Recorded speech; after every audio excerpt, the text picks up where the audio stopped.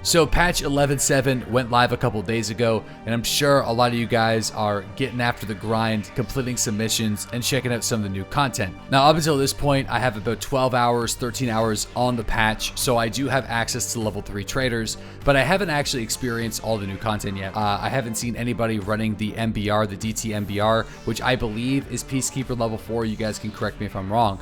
But I just got access to the SVD at level 22, and that's from Prap War level 3, and you can get it for about 95,000 rubles. And it also comes with a new PSO scope, that of which I haven't really got my hands on yet. I'm sure by the time I'm editing this video, I'll be playing around with it a little bit, but you guys have been buying all the PSO scopes out so quick that I haven't been able to get my hands on one yet. But even if you can't get one of the new PSO scopes, the old one has been revamped as well. It's much crisper, especially its secondary option with the red light up, the illuminated PSO. So that's really cool. And the actual look of the optic is much better than before. It's darker, it's grittier, and it just looks cooler. Now, as for the Vepr Hunter, you can actually pick this up from Skier level 2, go all the way to the bottom of the dealer to find this thing. You can initially get it with 5-round magazines, and it does come with a dovetail mount built into the upper receiver. So that means you can put a PSO scope on a 308 weapon, and you can put OKP7s for CQB combat. All in all, this is going to be a really crazy weapon. It is the ultimate budget 308 weapon, 45,000 rubles. That is actually kind of crazy and pretty cheap for all things considered for something that could shoot M61, M62, and M80 rounds.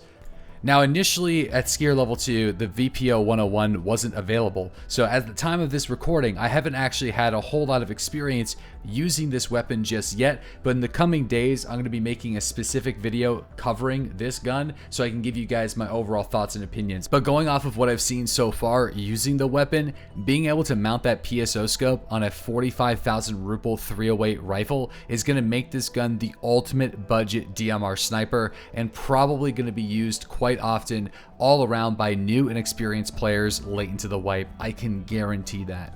Now, with the addition of the SVD, there also comes changes to the ammunition that it fires, 7.62x54R. Now, before, it used to have around 51 pen rating, and even a little bit before that, it was up to 55 pen rating, which made it one of the strongest rounds in the game because of its damage output, as you can see on the screen here, sitting at 81.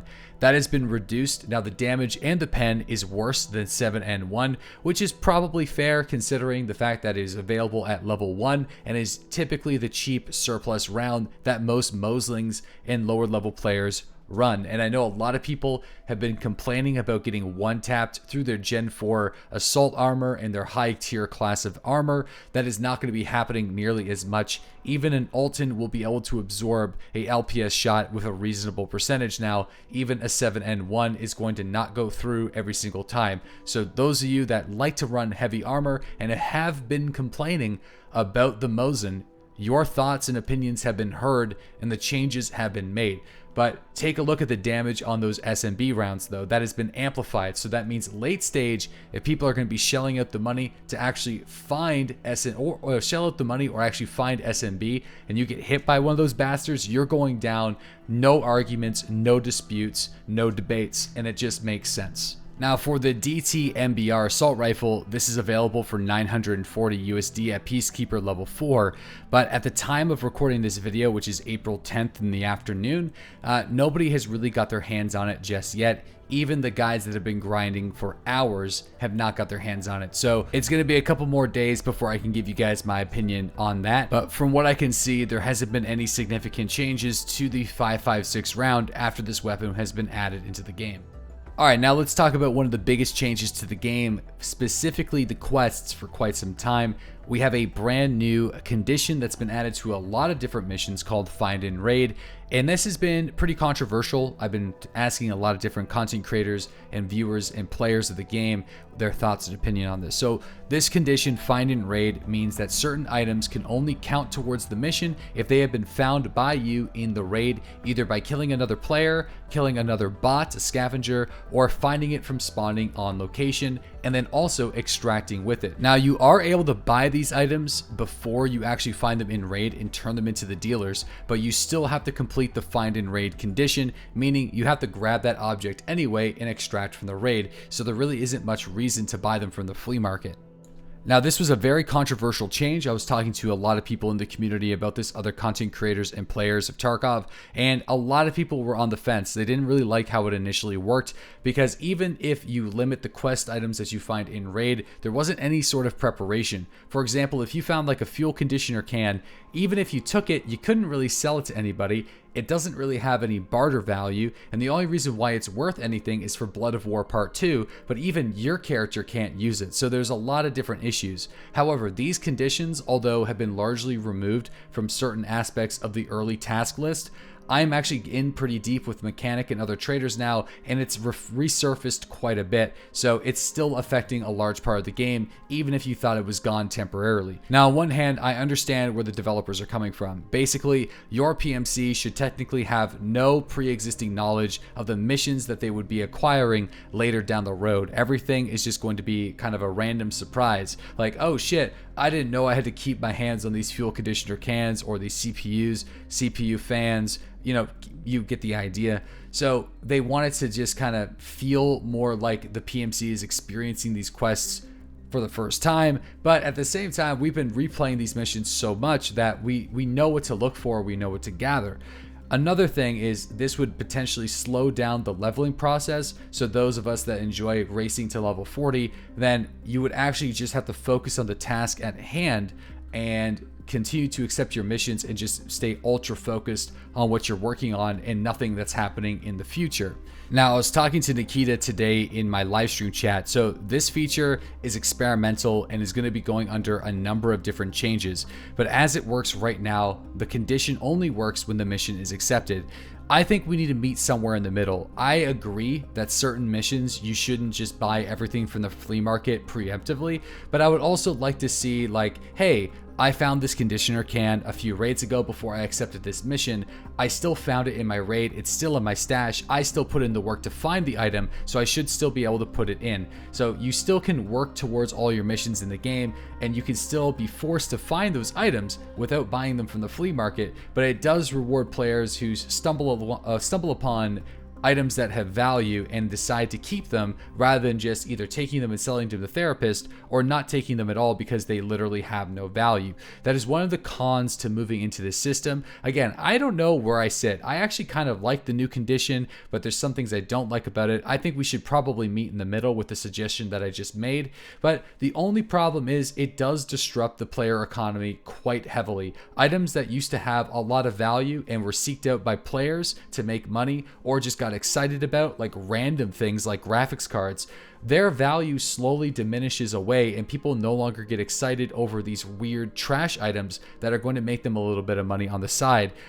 Not having that player economy there for players to be able to buy these items to finish their missions just means that there's less exciting items that people can make money from. That might not necessarily be a bad thing. I think this could be debated either way, but it's just going to be a consequence of this system. I would like to hear what you guys have to say about this in the comment section below. Like I said, I like both systems. I would prefer a compromise, but I'm interested to hear your opinions. I've heard both sides of the story.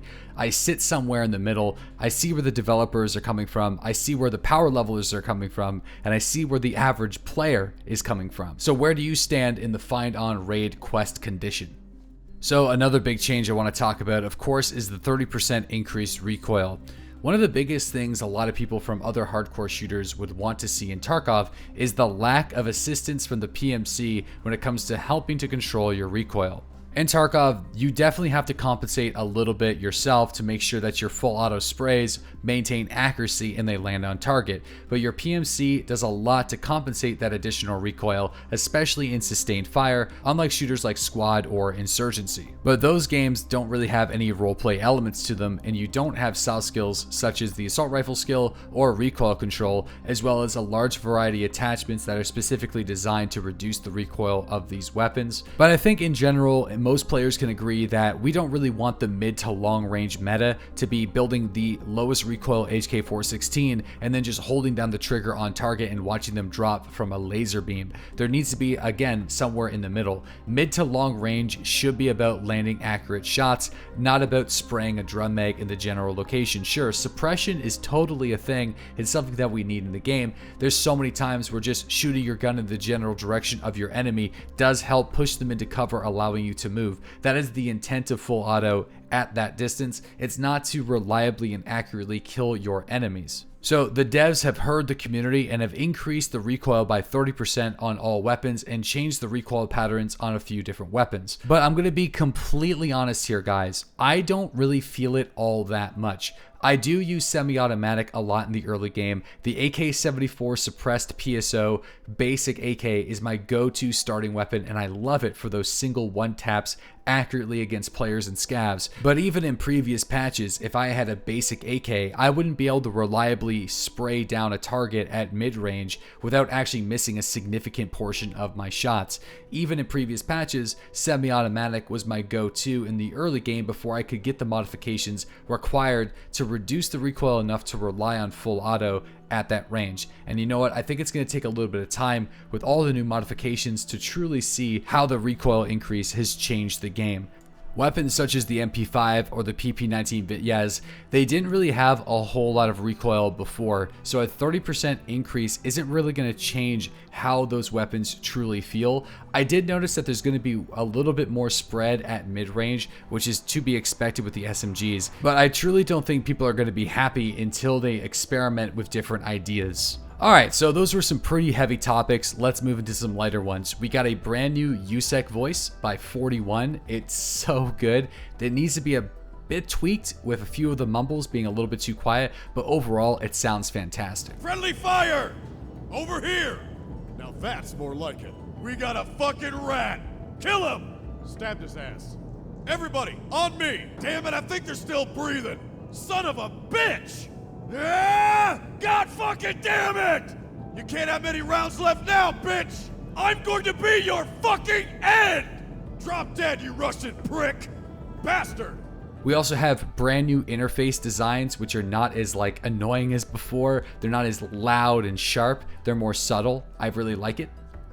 We also have changes to how you get into Terra Group Labs. You now need to find a key card or barter for it with a Bitcoin from Mechanic, or actually buy one from Therapist for 115,000 rubles. One key every 3 hours. And of course, you can kill scab bosses, find them in filing cabinets. They're going to be a rare loot item scattered across all the maps. So you will be able to find ways to get into labs, or if you don't want to risk labs, you have a good way of making some money now. There's also 9x19 AP rounds, but I haven't really got a chance to really experiment with those yet. We got some new body armors, rigs, helmets, visors, and backpacks. I've checked out the new rig and backpack available at Ragman level 2. The rig is very similar to a commando rig. The backpack is basically a camouflaged scab backpack, which is something that I think we've really needed. And another cool little thing, the integrated or the internal magazine SKS can be manually loaded, has been added into the game. So you can go with an SKS, a little bit of ammunition in your pockets, an IFAK, and some pain meds without having to go through and carrying your tactical rig, backpack, armor. You now have a new option to go into a raid budget, and with an SKS with a PSO, it's not that bad of an option. The one thing I will say though, the reloading is a little bit long. So be careful there, maybe bring a sidearm. Another quality of life change, dog tags now have their level in the lower left corner, which makes it a little bit easier if you want to decide to ditch a couple tags or organize your stash. The items spawning in safes have been increased, so maybe you can go back to some of my old retro safe guides and watch them to start making some additional bank. The movement speed is now set to the maximum after you sprint after previously moving slow. This is a huge change, and I'm embarrassed to say how many times this has actually caught me in the game. And on a similar note, you can now reload while proned. It even changed stances.